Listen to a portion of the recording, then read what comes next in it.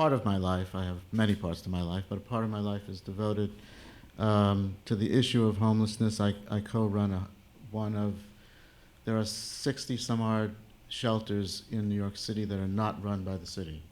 They're faith-based shelters. Almost 30 years ago, I was under the Koch administration, who laid down a gauntlet for the faith-based community to help. Churches, synagogues, and mosques took up that gauntlet, and there's a network of shelters throughout the 5 boroughs of the city that help the homeless, that have nothing to do with the city's Department of Homeless Services directly. What you talk about, the cost of unemployment, I unfortunately see that every day of the week when I go to the shelter that I run. Gail is amazingly brave and courageous to talk about this issue because it is an issue of invisibility. There are the people that we see, the people our guests, are for the most part working poor people. They have jobs. Mm-hmm. Sometimes they get unemployed, and one particular gentleman that I'll talk about was the head of housekeeping in a very, very high-end, high-class hotel in Midtown New York. He had some health issues. He took a tiny leave of absence. He came back and he had no job. And this is after almost 2 decades of work. Within 2 years, he was in our shelter.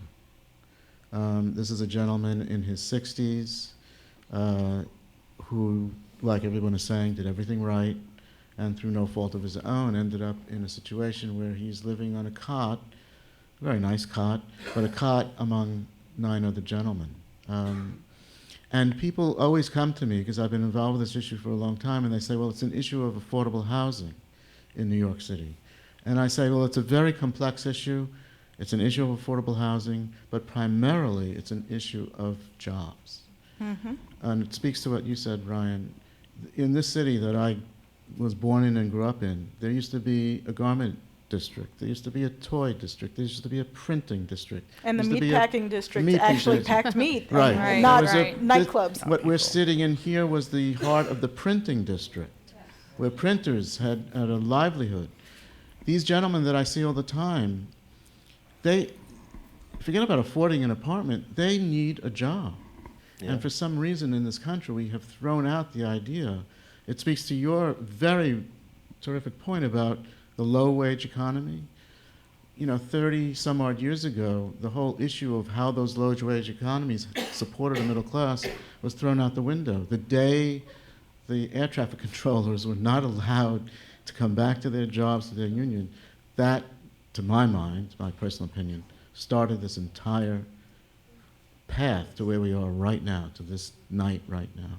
And so these people have no, you know, the idea of the poor people, working people, don't want to work, they just want to sponge off the government, is such a stereotype and so not true. And it's unfortunately very hard for those voices to be heard. They don't want to speak about needing, all they need is a job. That's what they want. And so we should all think about the real human cost of unemployment, which is what we're talking about. Thank you so much, Thank Arthur.